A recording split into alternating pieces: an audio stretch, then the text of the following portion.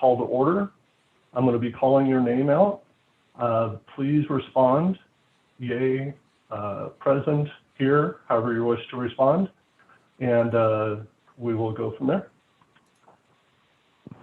Hugh Big Oak. Present. Thank you. Steve Chait. Present. Alan Galicia. Present. Bruce Littleton. Present. Steve McKenzie.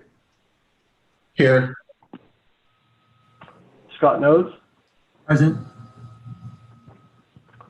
Josh Plum. Here. Ward Stanford. Present. April Wire. Here. Tessa Wessel.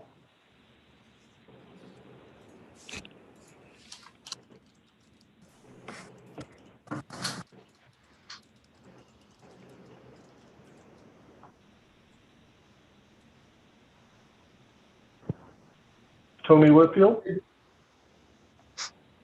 Here. And is there, let's see, Mike Sutton? Here. And is there anybody whose name I have not called? Good morning, David. This is Srini. Morning, Srini. Thanks for joining us. Marshall. Anyone else? Marshall. Morning, Marshall. And Ying Yang Lu? Here. Thank you. Anyone else that just joined?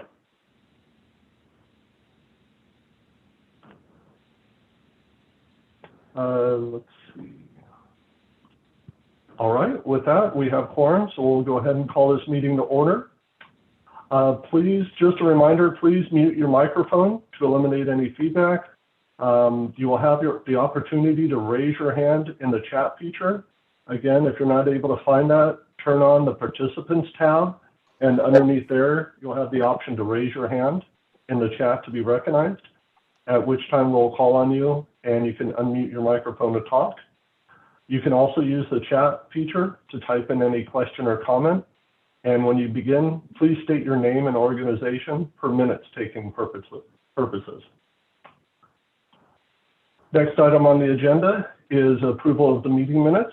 Please take a few minutes to review the August 5th meeting minutes if you have not already. Once you do that, if someone would please raise their hand to make a motion to approve the meeting minutes. Thank you.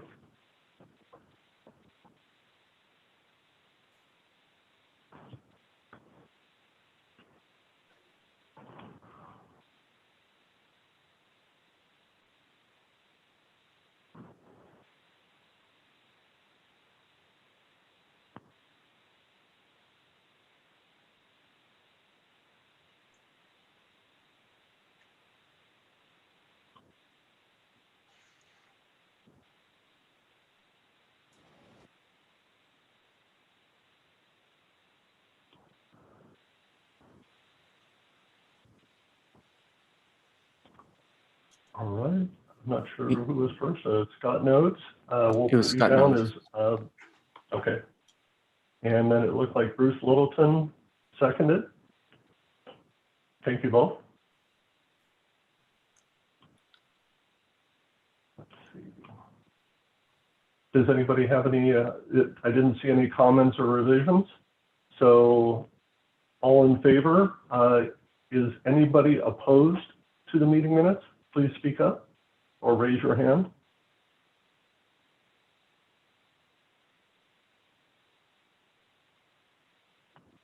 All right, seeing none, the motion passes. Thank you, everyone. It looks like there was one correction about the ITS Arizona conference that was listed in the meeting minutes October 12th, should be corrected off October 14th, 2020. So that was already previously noted.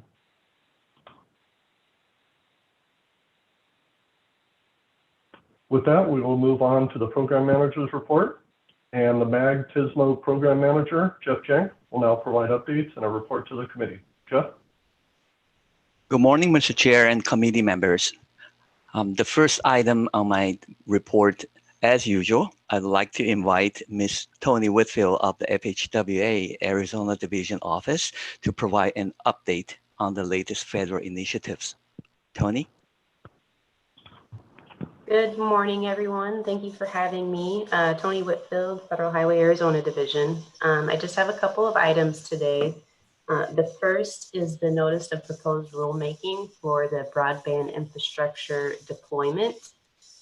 This notice of proposed rulemaking came about with the 2018 Mobile Now Act, and it directs the Secretary of Transportation to develop regulations that ensure states are meeting specific requirements to facilitate broadband infrastructure and right-of-way applicable to the federal aid highway program and projects.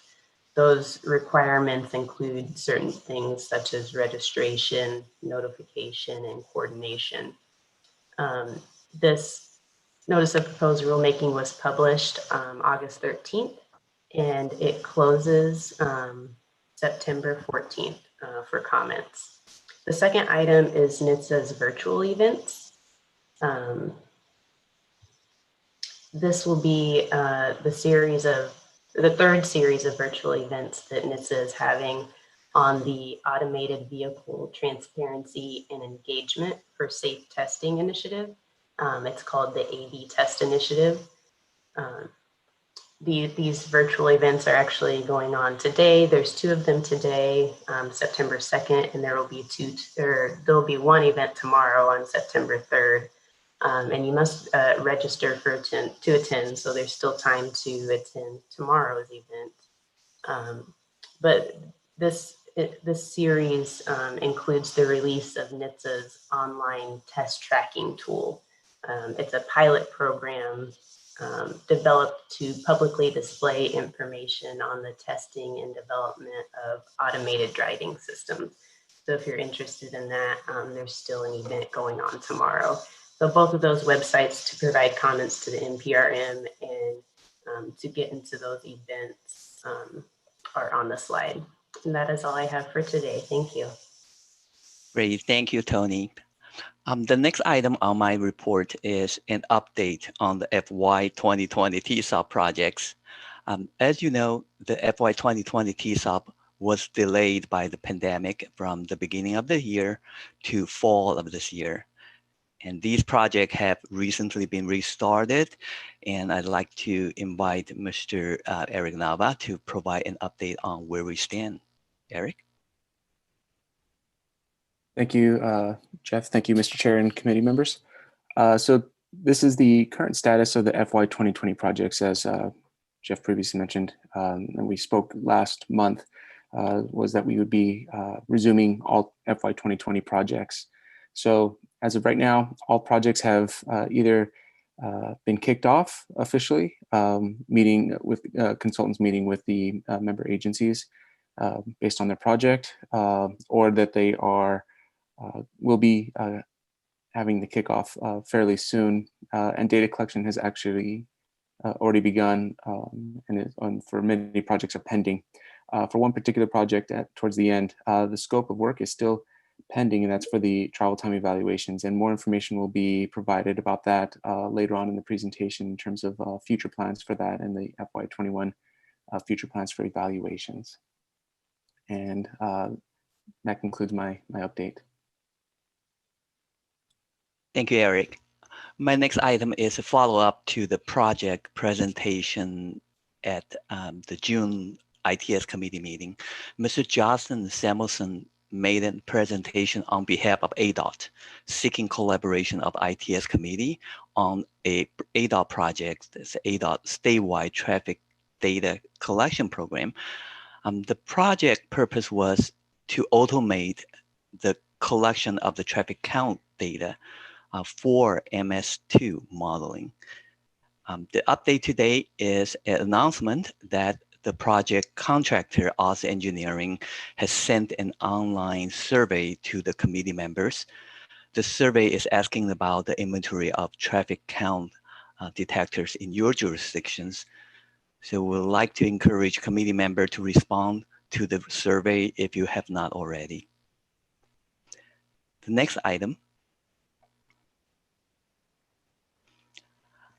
The next item is an update on the regional community network. I would like to invite MEC RCN Program Manager Ryan Gish for an update on the recent activity. Ryan? Thank you, Jeff. Good morning, Chairman, members of the ITS Committee. Just want to give a brief RCN update, just kind of keep everybody apprised of what's going on and what's coming up. Let's talk about previous work. I'd worked with a local contractor to fix a major RCN link that's been down for about 6 months or so, but it's one of our main links and redundant links, let's say, that was between the rental car center all the way out to Chandler. So due to a couple of construction projects, a few of the links have been kind of mismatched and whatnot. But I just want to personally thank ADOT, Phoenix, and Chandler for their help and support and cooperation with getting this link back up. So we now have our major link back up to the East Valley agencies. Also on the side, I've been working with Chandler for a little while now to give them some network support on some of their field network.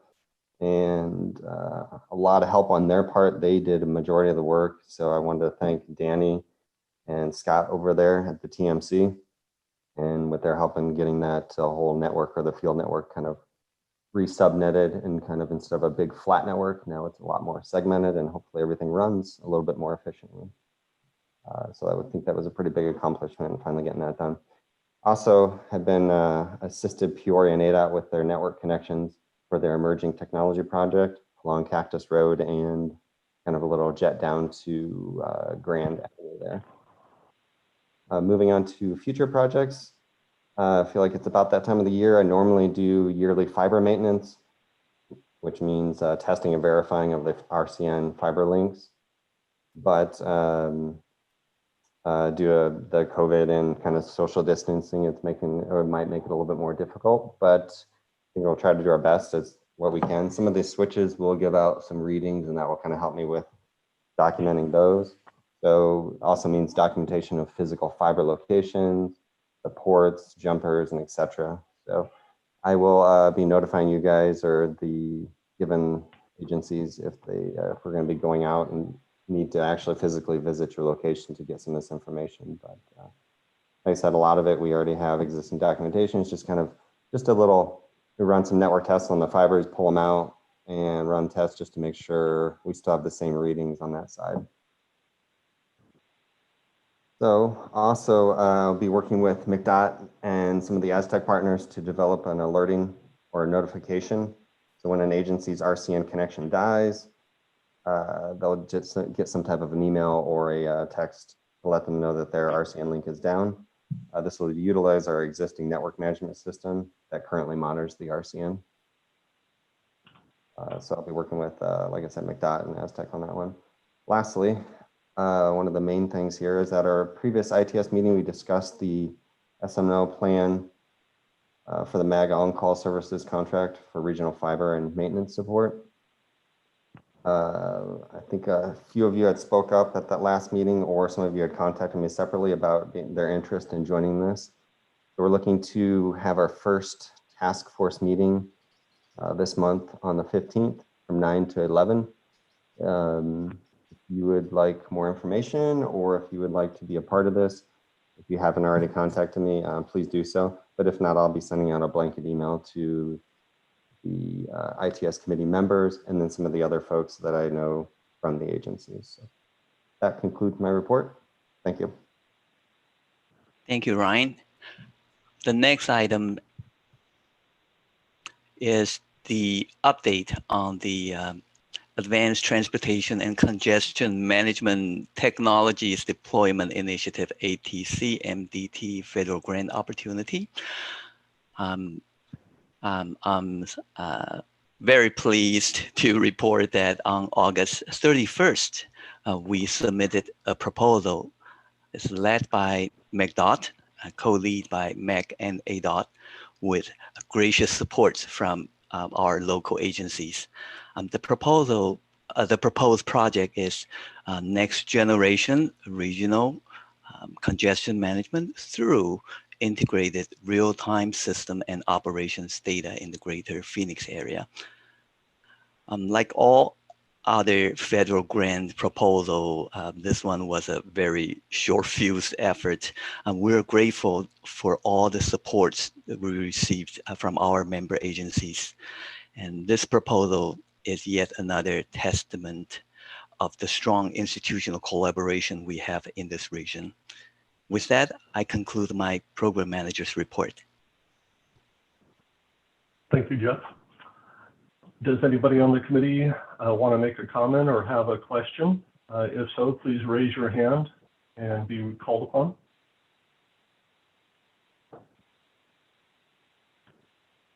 All right, seeing none, we will move on to the next item on the agenda, which is the ADOT Smart Work Zone program.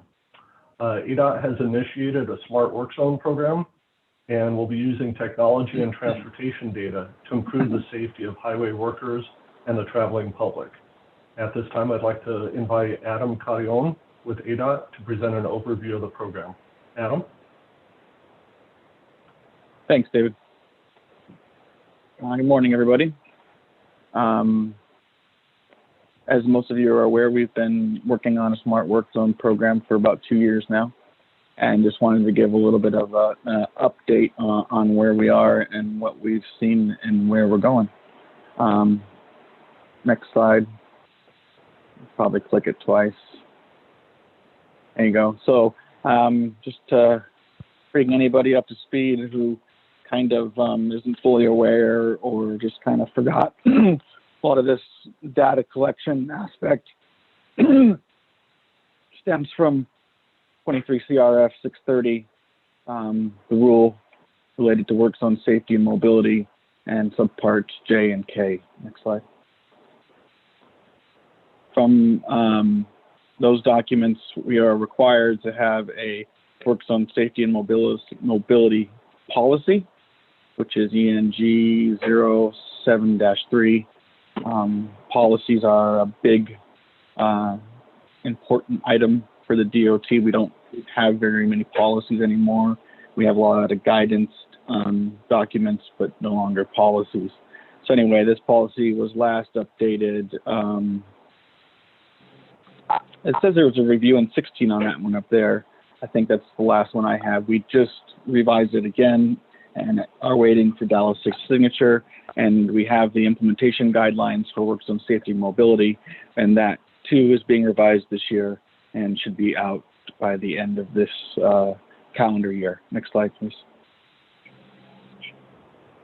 So the important words that I focus on for kind of the justification. Also, looking at your reforms, we need to put ITS conduit. Don't forget to mute yourselves.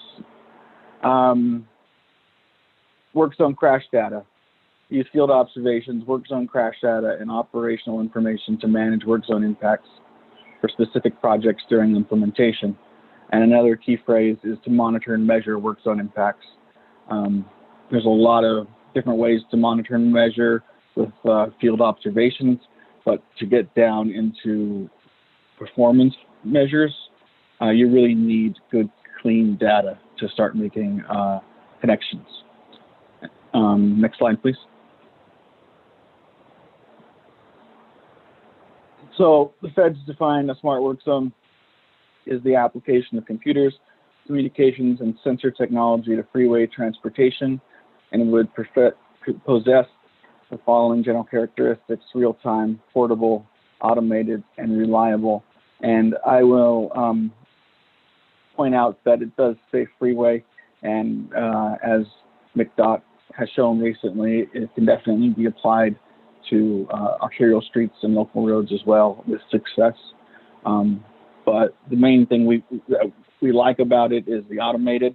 Once it's set up, it runs itself. There's not anything required input from people in the construction. Next slide.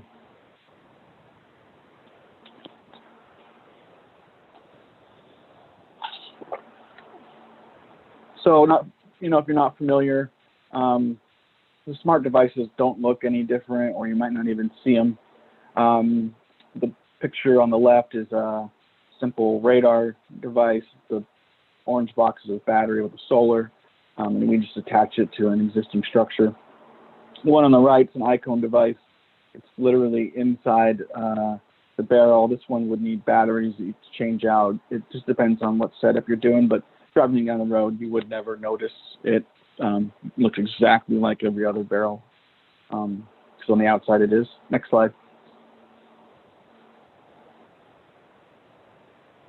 So here's the similar devices to what we have out currently. Right now, we have a travel delay system for the I-17 and Central Avenue construction. They're raising the bridge there for light rail. And fortunately, but unfortunately, with COVID, our traffic has decreased so much, we're not getting the public use out of it or need as much right now. And it's a long project, so we may see that change. I'm already seeing it change currently. But the picture on the left is here in Phoenix. That's a Bluetooth sensor set up. I think that one's just on eastbound I-10 before 7th Avenue exit. But it's just a trailer, solar panels, some batteries, and a sensor. And then message boards are just message boards with a modem, so you don't notice anything different about them. Next slide.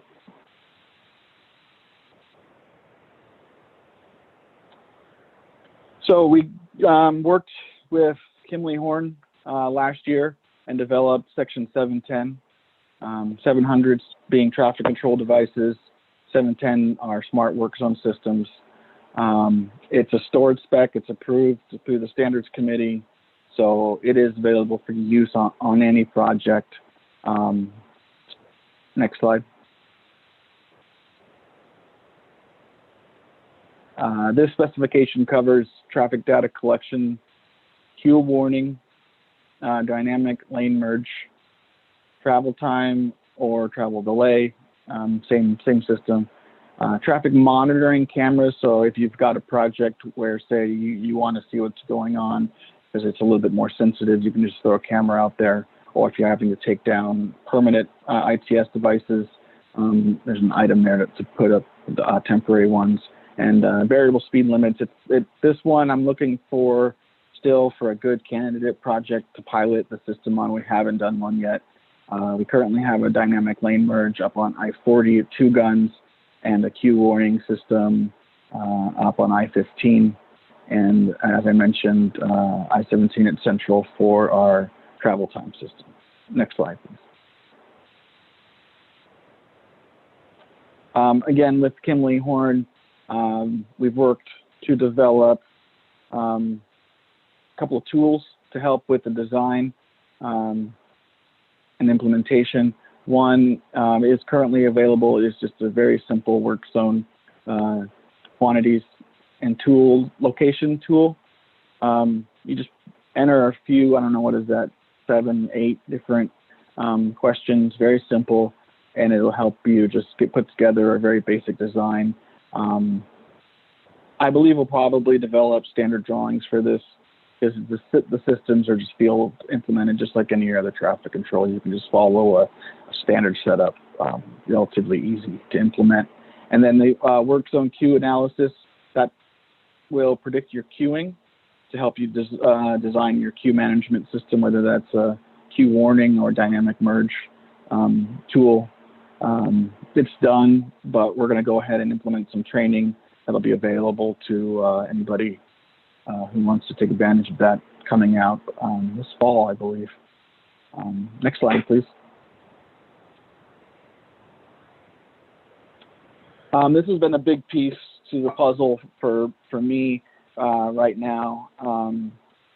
Getting it into projects has been covering the cost. The first question I get from most project managers is who's paying for it. So this technology and innovation deployment program is an increase in federal share of 5%. So for ADOT, that's a federal share of 99.34% to your project.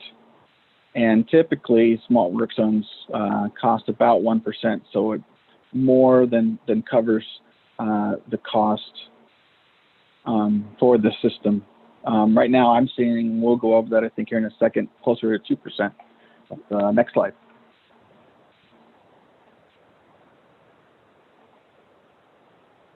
So just if you're not aware, the grant covers innovative project delivery methods, technologies, engineering or design approaches, financing or contracting time. So for us, the smart work zones focus on improving work zone safety and reducing congestion related to the construction.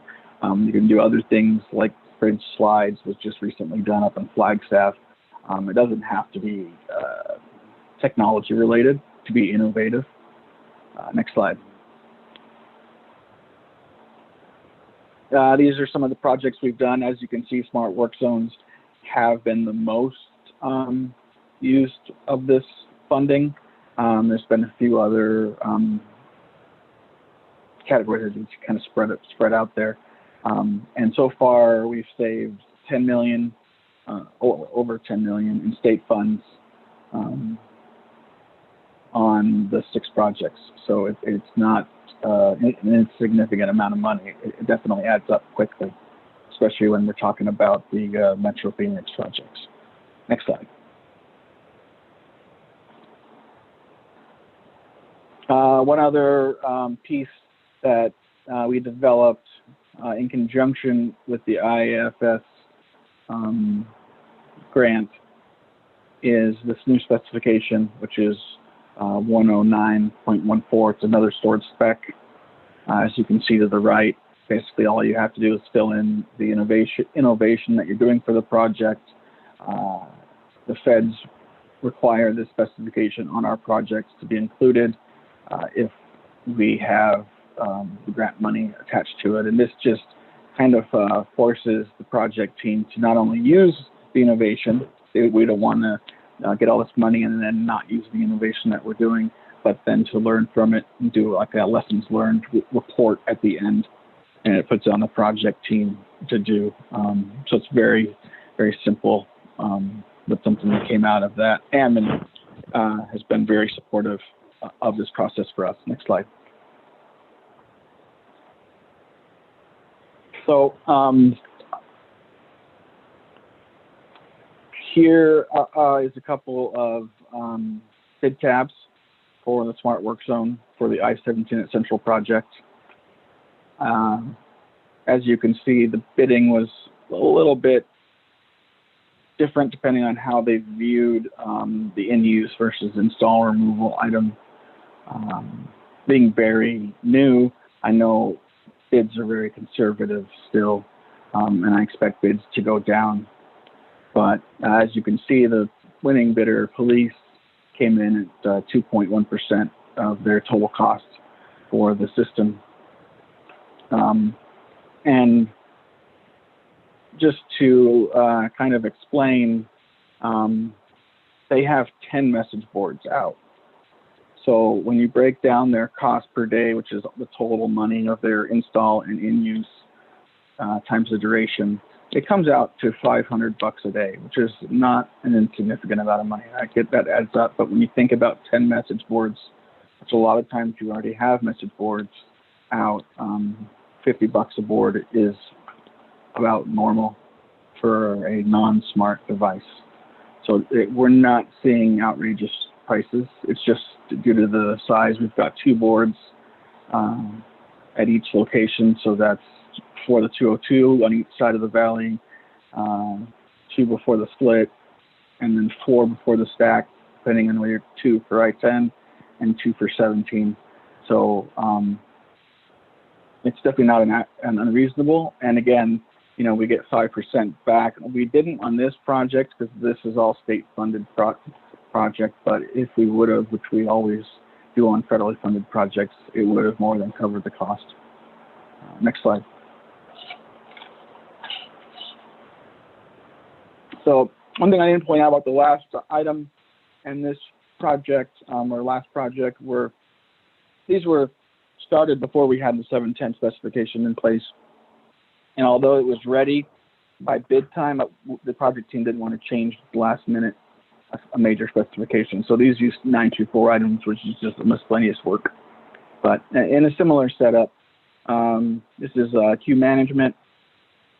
Again, Police Construction won that project, and they came in at 2.3% of the total, which was just under 100,000. And again, we got 213,000 for the project.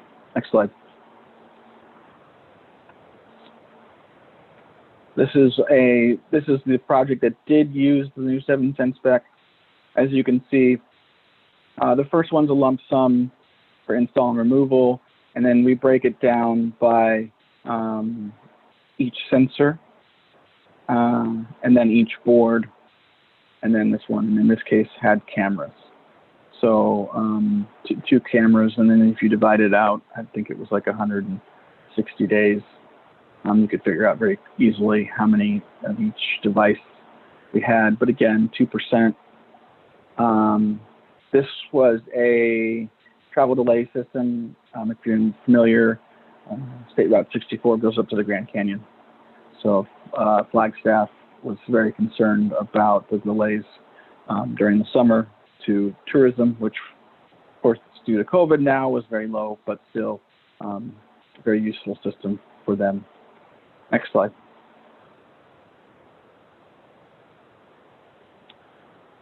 So, kind of the last point that I like to talk about in smart work zones is the connected vehicle aspect. We're all pretty familiar with signal communication being needed for connected vehicles and what that looks like. And I think that's something that's being looked at very actively right now. But the work zone piece is needed in a very similar manner. The devices need to be talking to the vehicles. Most automated vehicles don't handle specific incidences that occur, like emergency situations, construction. The cars, if you're familiar with Teslas, they ran into the back of a few parked fire trucks because their systems aren't designed right now currently to deal with unexpected changes in the map that they've downloaded. So talking to vehicles is going to be critical. So if we don't do smart work zones for increased mobility and safety, we're going to have to do them for communication with connected vehicles. This is just an excerpt from a project we did in combination with ADOT, McDOT, and Dr. Larry Head down at U of A. It's just a commercial truck notification system. Next slide, please. We are working towards this end. I mean, it's not something that I'm, saying is going to happen. I mean, it's a recognized need, and FHWA is doing something to help move this process along. There's the Work Zone Data Initiative with several subparts of that initiative right now. A focus of ADOT and McDOT has been the Work Zone Data Exchange. We currently submitted for a grant through Aztec partnership to further our development. We're on, what is it? It's not phase 2, version 2, version 2 currently. And what this does is this standardizes the language that the devices send their data. So we can broadcast the data out, and anybody can pick it up. So any of your different Ways or Googles or Fords or Chevys will pick up these feeds, and who knows what they'll do with it. Maybe there'll be a brand new app we haven't even heard of. But the idea is to push it out and let capitalism work and figure out what's the best way to use that data. But just data until we speak the same language. Next slide, please. Again, this is just a graphic, as this is a MAG meeting. Most of you are aware of the work that Faisal's doing or has done to standardize the language, and he has gone through great lengths to take the data that I say you guys provide, that is provided, and move it into his RAD system, which then he shares with us and we broadcast on our 511 system. So we're using this this system and this template through Aztec to continue the work with the work zone data exchange. Next slide, please.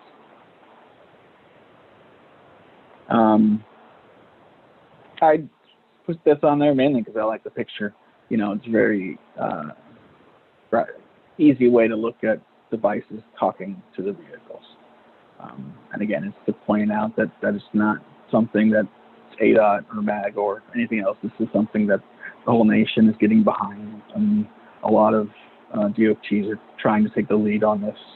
A lot of states and governors are pushing for the connected vehicles and wanting to be first, and this goes right hand in hand with that. Next slide. This is again just another picture of what it means to get that information inside the vehicle. You know, if you're familiar with Waze, I think it's standard now in all Fords. iPhone has an agreement where all of their devices get broadcast in there, and it's, you know, it takes user information and third-party data to develop traffic routes. So if they can take and ingest our data from these work zones, it'll just be that much more accurate and useful. Next slide. So we're not done. We've done a lot, and we're still pushing to get an understanding in the design sector and development sector, at least within ADOT, of what these systems are, how to use them, when to use them. They're not supposed to be on every project. You know, some systems work great in some places and don't work or aren't needed at all in other places. And we're still looking into those urban environments for how the systems work. They really have only been focused on freeways up until this point.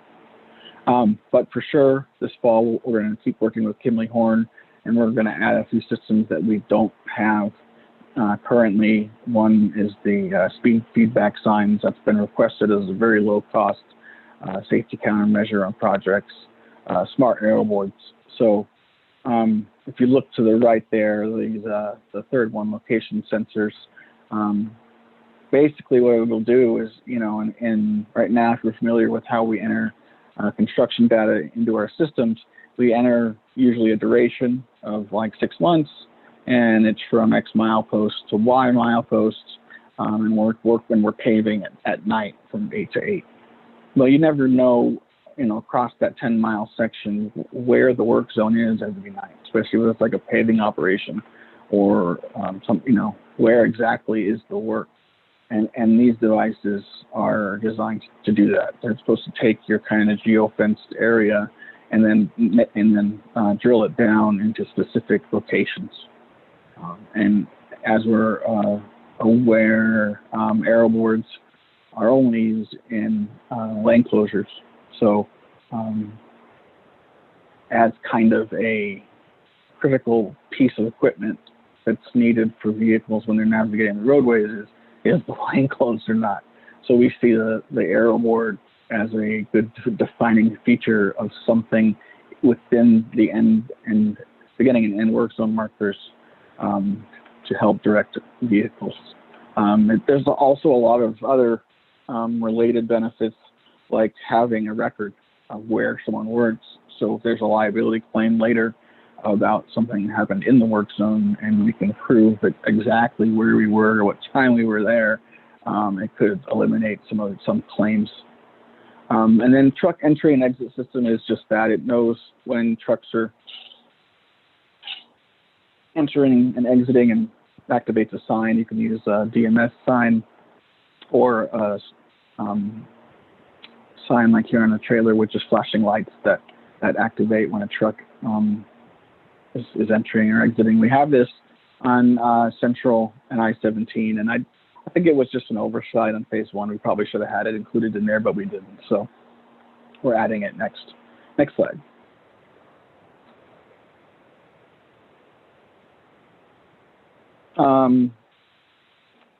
The next thing we're going to do is do some training.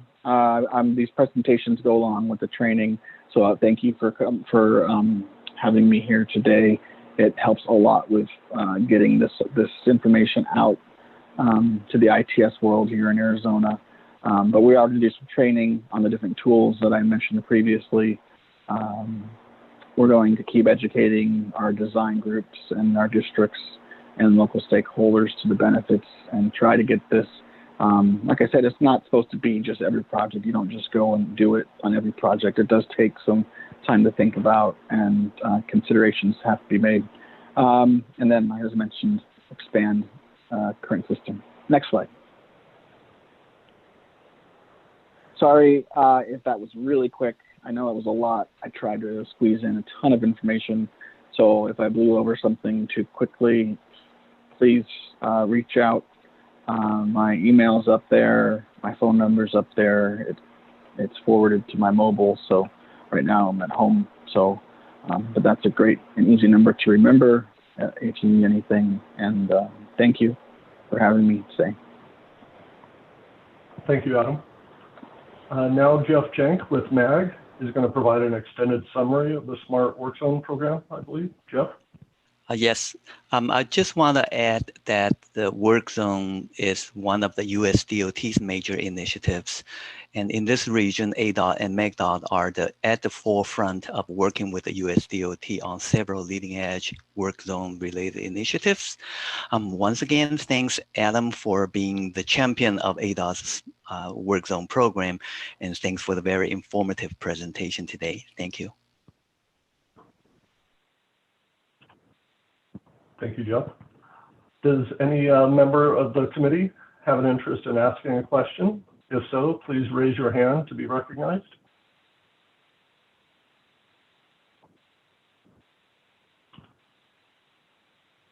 All right, seeing none, we will move on to item 5 on the agenda, which is traffic signal operations utilizing dynamic max screen action. The dynamic max screen feature is being used by some local member agencies to improve the efficiency of traffic signal operations under specific conditions. And Jeff Jenk with MAG will lead us off with a background on this item. Jeff? Mr. Chair and committee member, in last month's ITS committee meeting, Ms. April Wire of MAGDOT has asked good questions about the feasibility of including dynamics max screen in the future TSOP projects. As a follow-up, Mr. Steve McKenzie has kindly agreed to share his experience in deploying dynamics max free in the city of Peoria. Before turning it over to Steve, I think it is beneficial to look at the definition. Next slide, please. I think it's beneficial to look at the definition of the dynamics max. This is from a ITE journal article. First, it is a feature that is defined in NTCIP 1202 standard, and meaning the feature is available on all modern NTCIP compliant traffic signal controller, regardless of the brand or the model. So by using a detector, so one of the prerequisites is that you must have the detector. The dynamics max functions allow a signal phase to extend the green time by steps to a user-defined maximum time.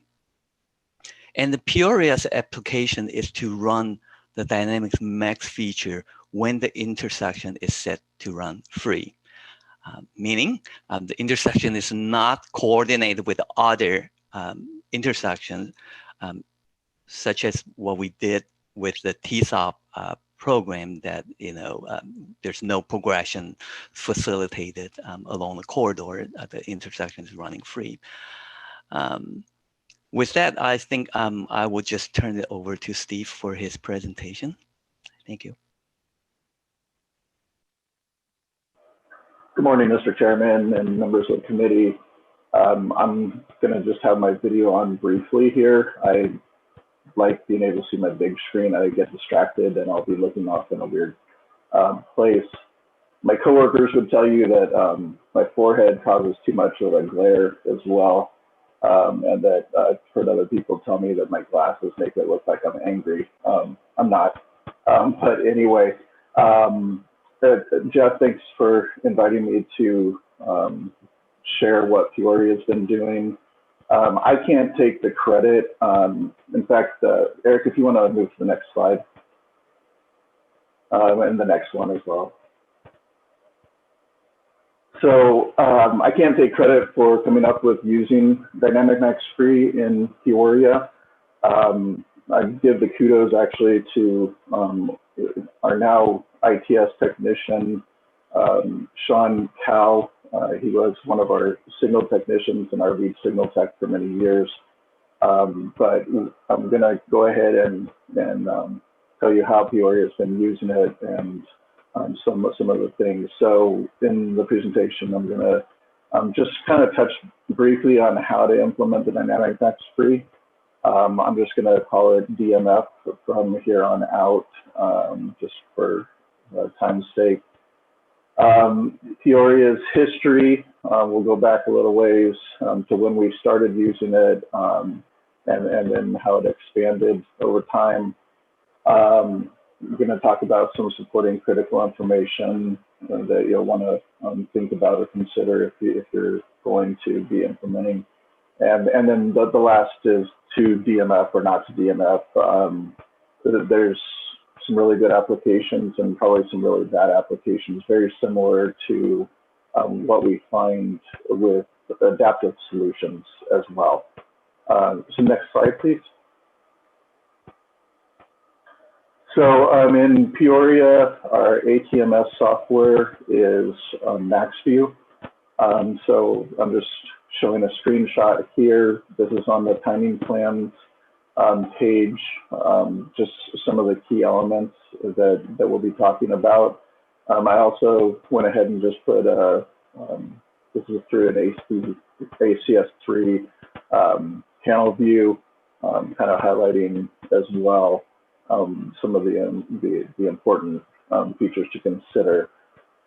So it's important to have your Max 1 time set, as well as then the two other things you're going to do is implement your Dynamic Max. And so that's the maximum time that you would ever go up to in that particular phase. And then the Dynamic Max step, that can be anything. I mean, if you want to just do it 1 or 2 second steps, you can do that. But we use 5 typically. I do want to mention, and I think Jeff already brought this up, we are not the only ones using it in the Valley.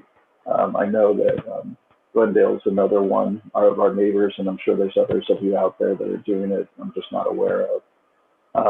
I did want to mention on this particular one, we do have, when we're running our Dynamic Max free setting, we are not running flashing yellow arrows for the east-west portion of this corridor during the day. So during that time when it's Dynamic Max free, it is protected only at the east-west. And then in the evening time, we do switch. We actually do not continue to run DMF after hours. So approximately 7 p.m. If this goes to a normal pre-operation, at that point, and the FYAs also turn on at that point for east and west, as well as the north-south. So there's definitely different ways you can still, choose what time of the day that it makes sense to run the Dynamic Max free. it wouldn't hurt anything at night unless there was a parked vehicle or some object that gets in there that would fool your sensor into maxing that phase out. So we just don't take that risk, and we go ahead and switch back to just a regular free operation. Next slide, please. So as far as some of the history, back in 2006, as I mentioned, Sean was one of our lead techs at the time. He was familiar with the use of BMF and decided that we were looking at a large intersection that was coming online. It was Lake Pleasant Parkway and Happy Valley. It was built for future volume of traffic as well. So there's dual lefts for north and south. There was a lot of traffic is just coming, and at the time was coming directly from the south. So there was a heavy northbound to westbound left turning movement, as well as some through traffic on Happy Valley. Happy Valley did not go all the way through at the time when this was first turned on, but it was kind of at the end of a corridor, and there was a lot of debate trying to figure out whether we should coordinate east-west or north-south. And it was decided that the dynamic max free state actually seemed to make the most sense. It worked really well. So it's been in place since 2006. Sean and I had been talking over the years about implementing it for other corridors or other locations in the city, because what we were finding was we had time of day plans running basically everywhere in the entire city. It was just kind of the city's policy at the time.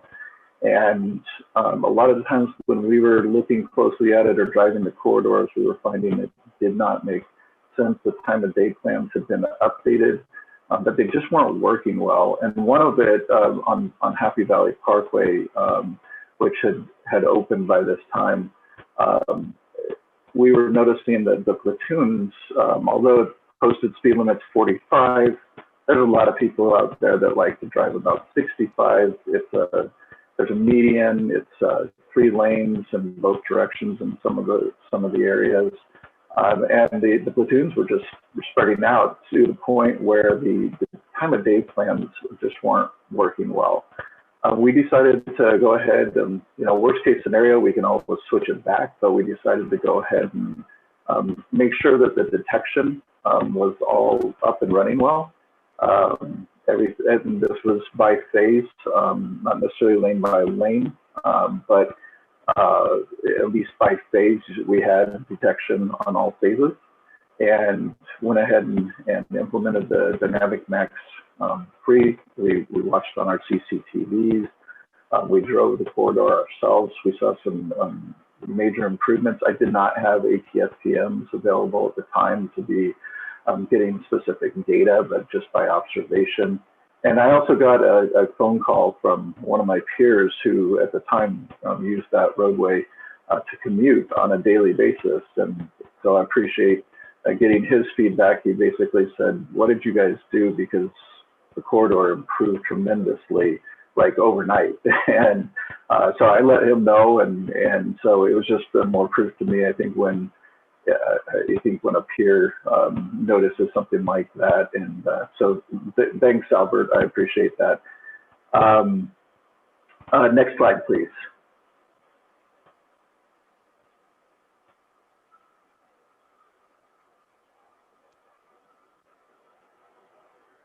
So some of the things that when you're implementing it or deciding to try it, one of the things that we tend to do is, if it was running a time of day plan, we'll take basically the highest max 1 time from our time of day plans.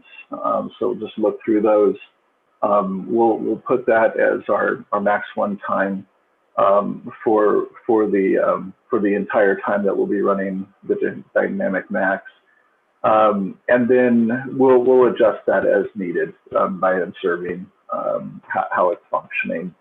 Over time, we've just found that increments of 5 seconds were just found to work well for the transition time. It didn't ramp up too fast. It just was as needed as those 2 cycles were reached and maxing out. It would go up another 5 seconds, and then it comes down the same way. So it will come back down in increments of 5 seconds.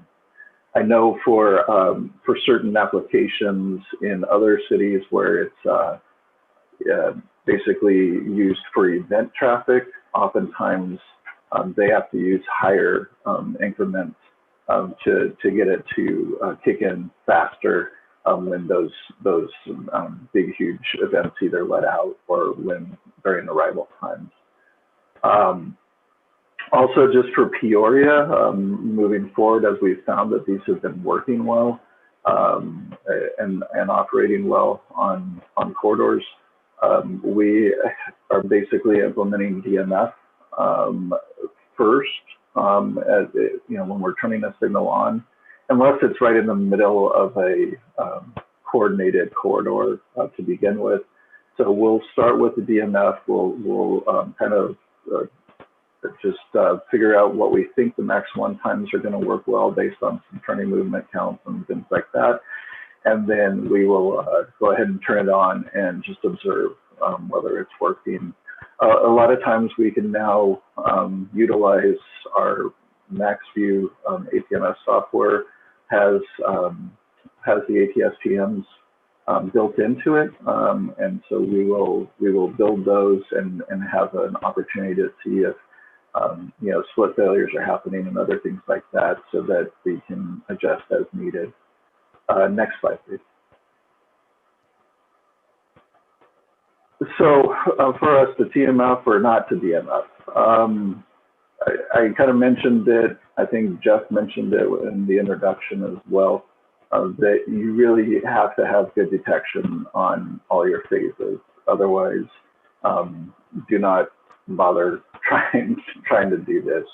You'd be better off with the time of day plan, and just make sure that you're keeping an eye that the detection is working well.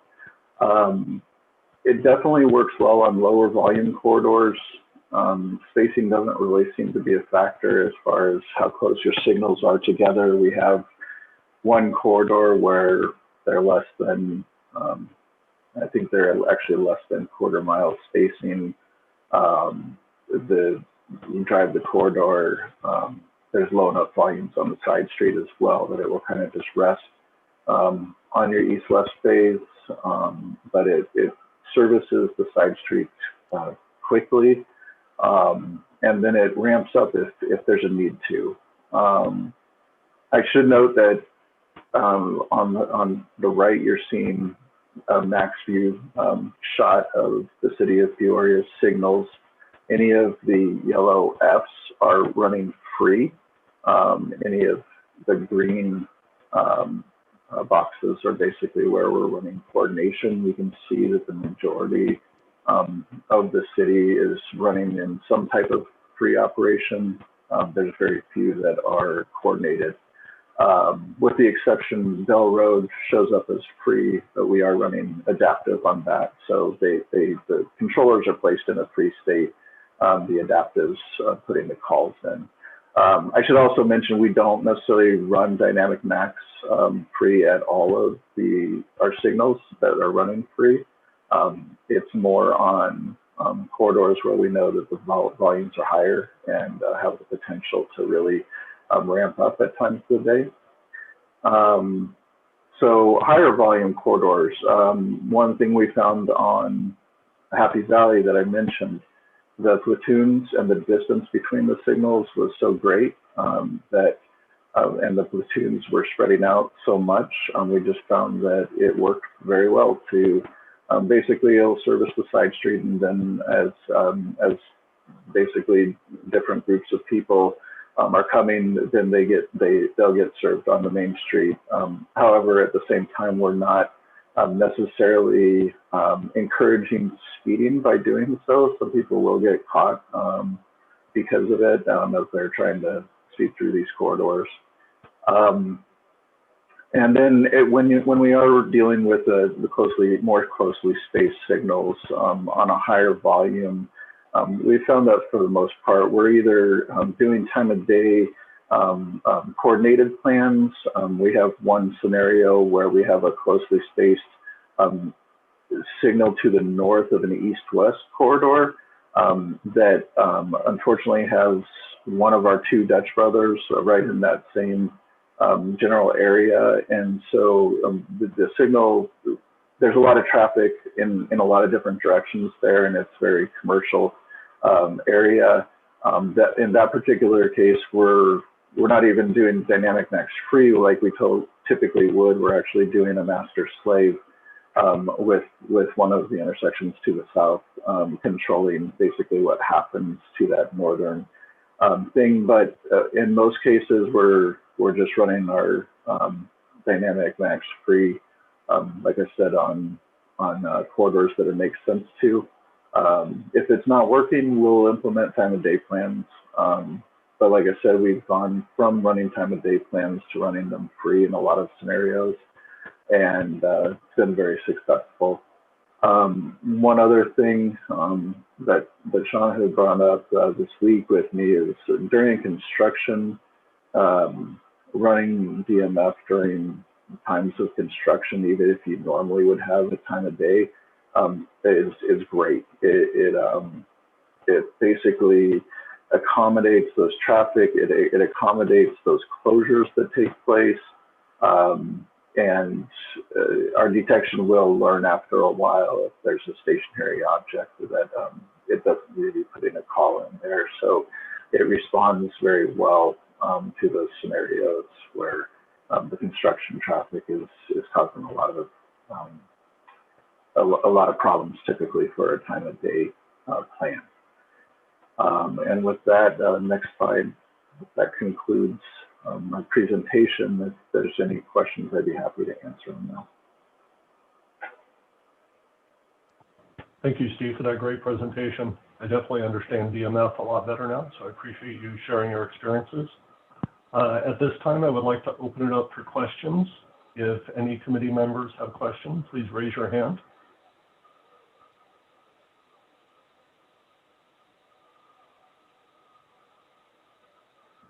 All right, and as always, we have Steve as a resource. So if you have any questions, feel free, of course, to reach out to him or others throughout the Valley that are using this great new feature. So thank you, Steve.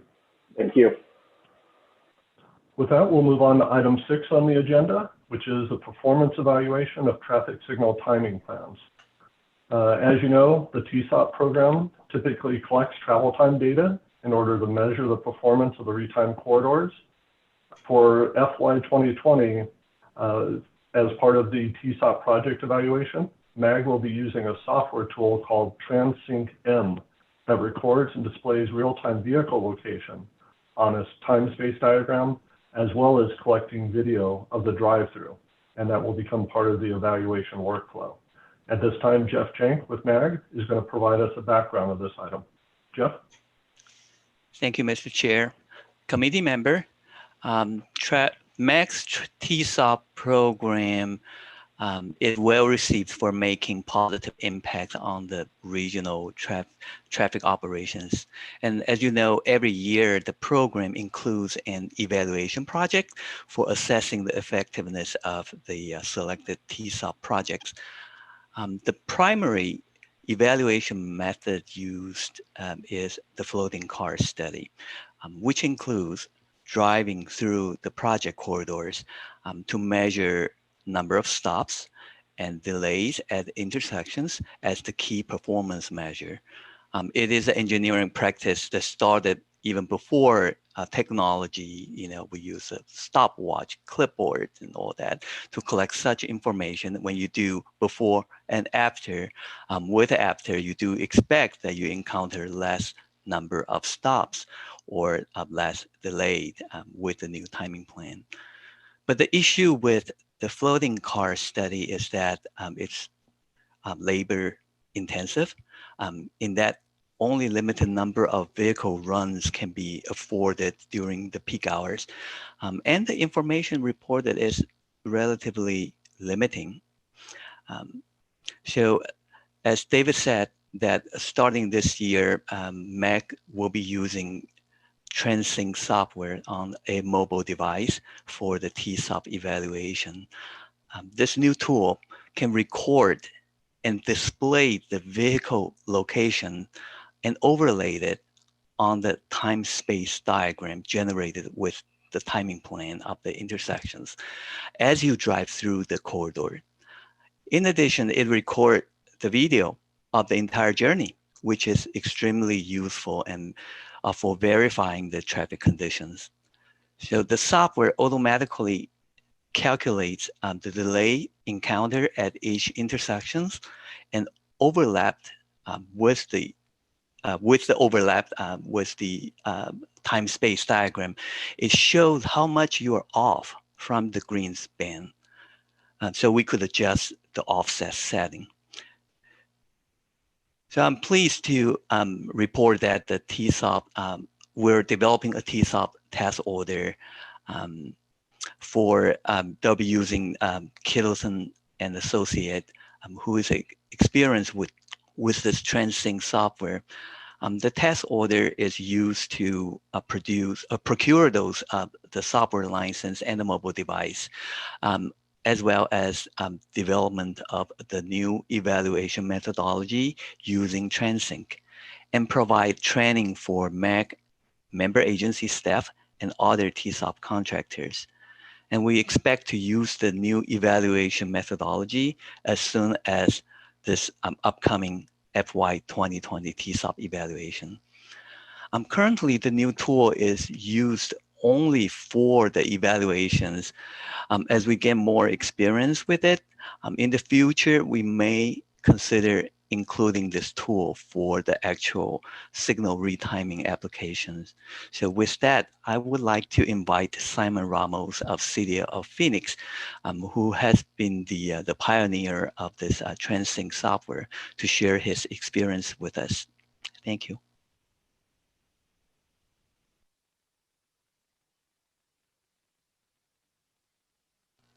Simon?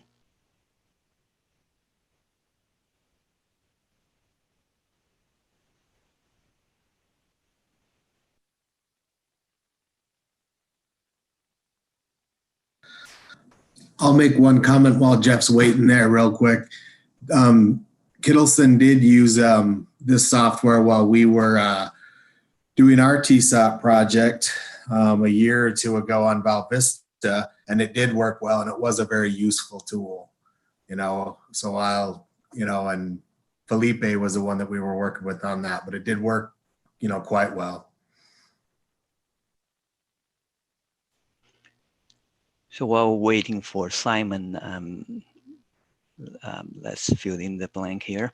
The system is really, there are two parts of the software. One is the software running on the iPad. That is the mobile device that you want to mount in the vehicle for the drive-through. Like I said, in real time, you get the GPS vehicle locations, and in the background of it is the actual time-space diagram generated by the timing plan of the corridor. And as you drive through, you could see these dots move, and you could see the stall, the delay, and in association with the time-space diagram. So in my opinion, having as an engineering student, and years ago, driving with a clipboard, you can really jot down very little information. But it's still, driving through is key for any signal retiming. That's the only way you could find if it works, right? But then again, with the old method clipboard that you really student and years ago, driving with a clipboard, you can really. I actually heard my echo like 10 seconds ago. That was interesting. Yeah. Wow. That's from Simon. And thank you, Jeff, for the information. I do have a quick question. Yes. So this device and this software does require devices to be mounted on vehicles to do drive-throughs. So this would have the same limiting factor that the number of runs is limited. That's a very good question. It is still a vehicle run. Well, I heard the echo again. So it's a great question that literally this device did not change the nature of the activity being still a drive-through, right?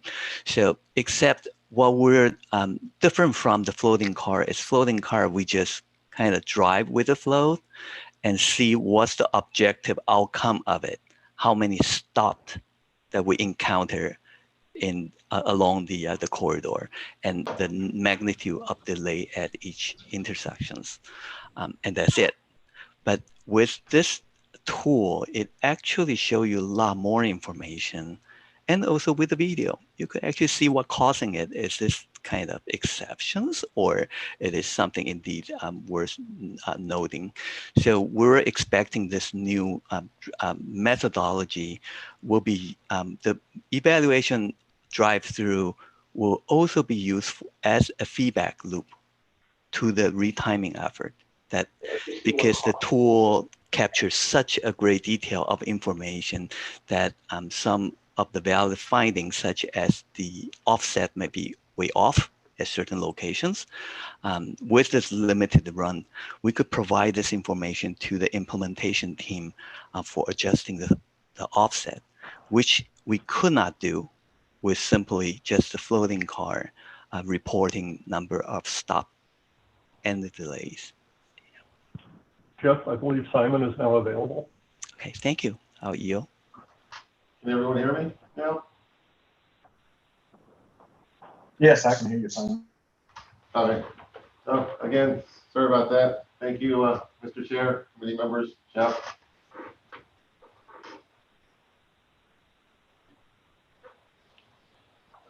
Today I'm going to talk about our bandwidth optimization tool, TransSync. The TransSync software was developed by Dr. Zong Kian out of University of Nevada, Reno. Next slide, please. So just to give everyone an idea where TransSync has been used, here's a map showing where it's currently being tested and where it's been purchased. This is I believe this map is about a year old, so a lot of these testing sites have now been turned into purchases. Next slide, please.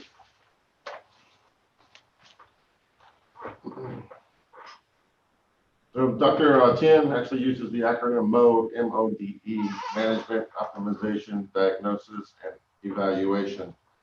So the software itself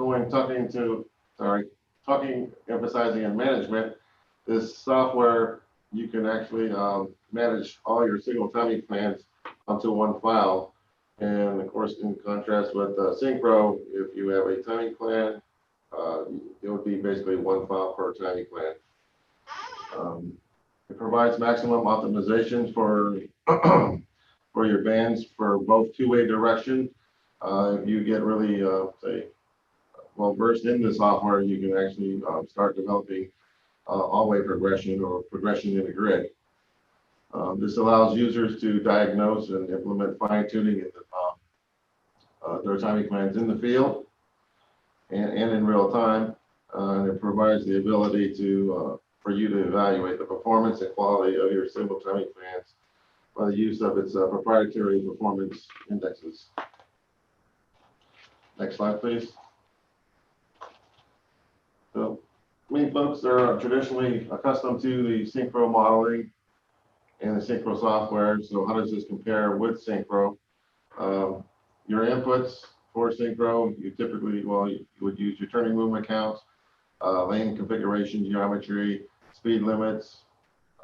With TransSync, you're basically entering your cycle length, your predetermined cycle length, your splits, your predetermined splits, and your speeds.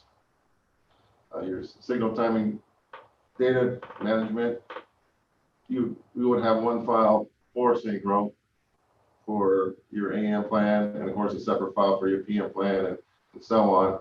Well, TransSync allows you to actually encompass all your timing plans into one file. So, optimization, we typically use synchro for being delay-based or reduction or improving your delay at a signal. And of course, TransSync is more geared towards maximizing your band for progression. Other than taking out your time space diagrams that you develop out of synchro, that's basically the gist of it. You can, I'm not talking down on synchro or not, but it's you'll find yourself using the TransSync software, GPS and real-time time space diagrams is going to be a real helpful tool. Right now, it's only available for the Apple devices. It's not available for Android yet. Evaluating in performance metrics, of course, synchro provides the delays, the number of stops, and other metrics such as environmental impacts. TransSync, very interesting tool or addition. They actually provide performance metrics or proprietary indexes that you can take out in the field with you and assess your travel time runs. Next slide, please. So how does TransSync's role fit in the signal timing, particularly here in the city of Phoenix? If you look at the flow chart diagram, we typically start with the synchro modeling. That's if we're fortunate enough to even have turning movement counts for 1,200 traffic signals. It is pretty costly and well, sometimes difficult to obtain turning movement counts. But when we do have them, we develop the model, and then of course we develop what type of cycle length we're going to run the corridor with. We optimize for splits, and then we actually take it a further step and import the synchro model into the TransSync model, which actually provides us the time space diagram, which is actually easier, more intuitive to use. And of course, everyone knows that once traffic starts getting used to your new timing plans, you start the process all over again. Next slide, please. Here's a side-by-side comparison of the two time space diagrams, the one on the left by synchro and the one on the right by TransSync. And this is created by their TransSync D version of the software package. There are two software packages, TransSync M, which Jeff described, which is an acronym for mobile, and TransSync D, which is the desktop version, which you would have to first develop your model and your time space diagrams, and then of course convert them into the TransSync M software and take your tablet out in the field and perform your testing and evaluating of your corridor. I wanted to point it out also between the two time space diagrams, if you can see in the graphic, the offsets are clearly laid out on the TransSync visual. You can slide your offset just as you would with synchro. You can lock your offsets or make an anchor traffic signal. And of course, you can optimize leaving one or two signals locked in at certain particular signals that you do not want to change. It also has a function where you can ask to optimize, and it will provide you the best bandwidth in changing, say, from your normal NEMA 8-phase ring structure to something such as a lead lag recommendation. Next slide, please. So again, two parts to TransSync. There's TransSync D and TransSync M. TransSync D, very intuitive, really easy to set up your intersections.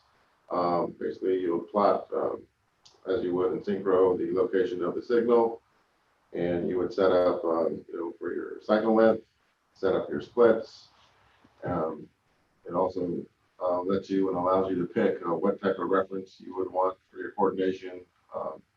Like for example, the TS2 beginning of green or beginning of yellow or even beginning of red. And next to it, you would have the time space diagram graphic. Really easy tool to use. On average, I think it takes about 5 to 10 sessions for my staff to get trained on Synchro. Literally, we had Dr. Ken come in for half a day, for one day, and basically all the staff are now using it. Next slide, please. So the cool feature or the addition is the TransSync M, where Jeff had mentioned, where you can actually in real time drive the corridor, and the software will geo-track you within the time-space diagram. And side by side in the tablet, and this is a screenshot out of a tablet, where you're actually driving the corridor. It records the entire trip, and you can coincide the trip and match it to, say, particular stops. If a preemption went off, if a signal was in transition, you'll pretty much be able to troubleshoot it right there on the spot, on the fly. And of course, if you can also make timing adjustments and move or shift your offset, and of course implement the new timing change while you're out in the field. Next slide, please. So why does the city of Phoenix use TransSync? Of course, with 1,200 traffic signals, very difficult at times to collect turning movement counts, or turning movement counts aren't available. 9 times out of 10, the signals in our jurisdiction are already optimized by our staff, and basically this tool is to help us or complement the use of Synchro to line up our signals a lot better. The software itself is very intuitive to use. Again, it probably took our staff about half a day to learn the software. Staff is now able to validate and verify the Synchro models. A big plus is if you have a rather large Synchro file, you can import your Synchro file into TransSync and, of course, minimize your time building the intersections. All the timing, the phasing, just transfers right over, and then you can just start to just dig in and start optimizing your time-space diagrams. Saves time. Hopefully, it saves time with the transition from Synchro to TransSync. But if you were to start, say, side by side with no counts, you can still get what you would possibly out of TransSync. With no counts, just maximize your splits in the Synchro software. But if you were to build the intersection side by side between the two, you'd probably do it in TransSync in half the time. TransSync M also provides clear insight when you're making the field adjustments out in the field, better to understand, and you can actually justify or validate the timing changes that you make out in the field. One of the big pluses that we didn't realize until after we invited the signal shop to help us retime some of our signals is now the signal shop staff or traffic signal technicians, they now have a better understanding how coordination works and how it correlates basically with the big picture of developing signal timing plans to field operations. Next slide, please. This was a list I tallied up. Probably in the past year and a half, we've been using the software for about 2 years. This is not the entire retiming list, but here are some key, I wanted to point out some key corridors that we did retime. There are 3 corridors on here, which were MAG-T stops. Thank you, MAG, for helping us get the turning movement counts that we needed. Synchro files were developed and created. We just went the extra step to validate the Synchro model and imported everything from the Synchro file into the TransSync file. Next slide, please. We're currently retiming 7th Street Central and 7th Avenue from Dunlap to McDowell. Rather large retiming project, and it probably couldn't have gotten done without the use of Transync. We do have original synchro models, but we did not have the luxury of getting turning movement accounts for Central Avenue.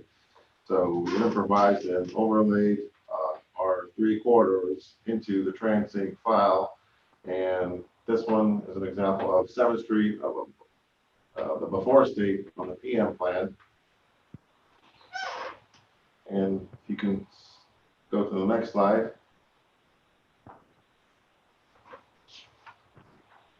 You can see the difference with the time space diagram. You can actually see and notice the attainability bands that actually go from McDowell all the way up to Alice Avenue. And the attainability bands, I actually like that feature. It gives you an estimate of how much of your platoons are getting through. I believe, if I remember right, the way the software calculates it is it takes the smallest split or smallest coordinated split that runs through the entire corridor, and it's a ratio between how much of that actually gets through. So, and next slide, please.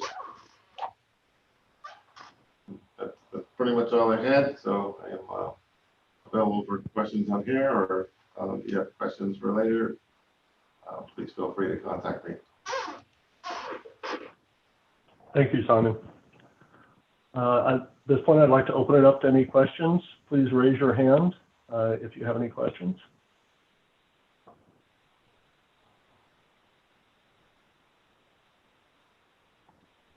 Well, let me All right. chime in here. That for TSOP program, this use of Transync is what I consider the baby steps of using the new tool. I mean, for now, we're using it for evaluation, but we understand from Simon's and other agencies' testimony that this tool has great potential and use for developing the timing plan, or in the case of City of Phoenix, they have used this tool as part of their workflow in maintaining, continuously refining, maintaining their signal timing. But consider this as a baby tool, baby steps that we're taking here with the TSOP program. The future implication, we will report back to the committee on our finding and the further decision with this new tool. Thank you. Thank you, Jeff. All right, with that, we'll move on to the next agenda item, which is a request for future agenda items. If anybody has a topic or item of discussion you would like to see on a future agenda, you can go ahead and raise your hand now, or please reach out to a MAG staff member and we'll get that on a future agenda. Seeing none, we'll move on to item 8, which are comments from the ITS committee members. So I will go ahead and call on each of you. If you have anything to report, please go ahead and unmute yourself and feel free to comment. Susan, are you on the line? Susan Anderson? Hi, David. I don't know if you can hear me or not. Yes, we can hear you. Thank you. Oh, good deal. Yeah, just calling in and looking through the slides. So great presentations today. I have no update from ADOT. Thank you. Thank you. Hugh with City of Goodyear? Nope, nothing from Goodyear. Thank you. Steve Chait, Valley Metro? Nothing to report. Thank you. Alan, anything from Glendale?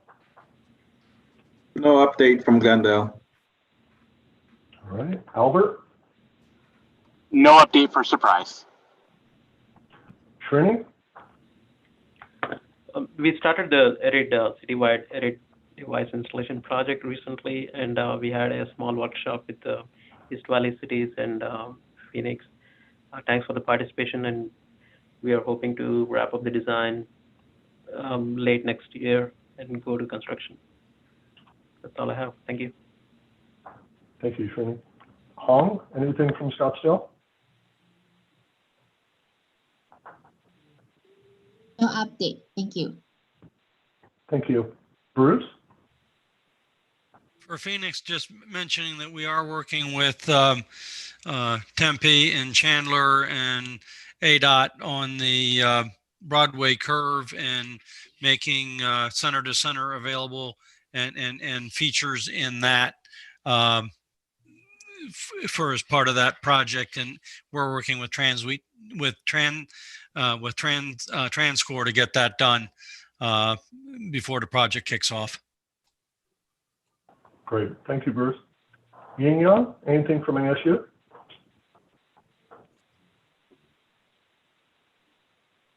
Nothing to report. Thank you. Steve McKenzie? Just one update. The emerging technologies project that's going on in Peoria has started back up again.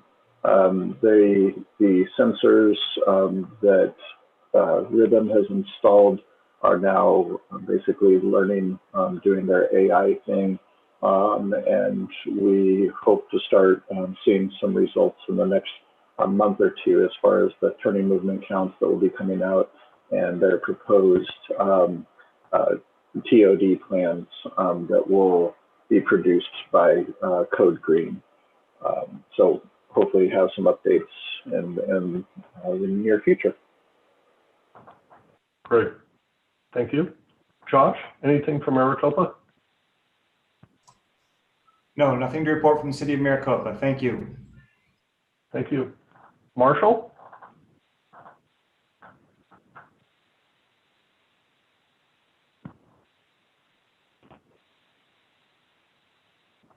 Marshall, anything from Queen Creek?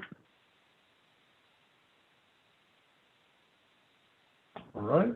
Moving on. Ward?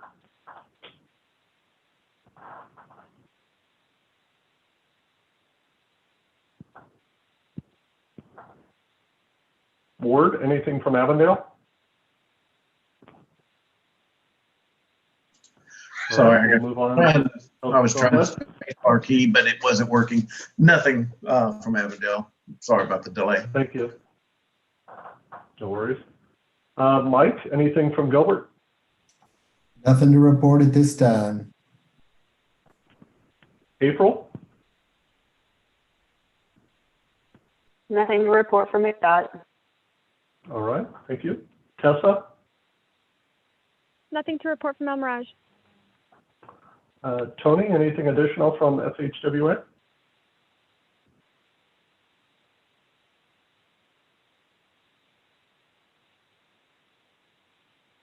Okay, session dropped off. And John Willett? Yeah, I'm sorry. I was actually part of the meeting. I just couldn't talk for the first hour and a half. I had a city meeting I had to be in. Great presentations. Update is we have been working with ADOT, and through MAG ITS, we got the ITS back in I-10 that extends the existing system from Perryville all the way to State Route 85. So that includes BMS signs, fiber, and stuff. So that's going to go in, start construction, hopefully early 2021. And with that, that also allow Buckeye to connect some of our stuff to the RCN. So that's, I guess, big news since we're now somebody, so to speak. So that's all from Buckeye. Well, welcome to the team. Thank you very much for the report. Is there anybody that I missed?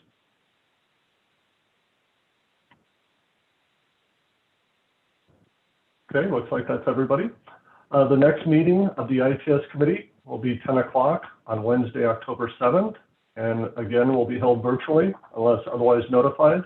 We are now sending out calendar invites that include the meeting information just to the committee members. So if anybody is not receiving those or has any questions about connecting to a future meeting, please reach out to MAG staff. With that, today's meeting is adjourned. Thank you, everyone. Thank you. Have a good remaining week, y'all. Thank you. Be safe, everyone. Bye.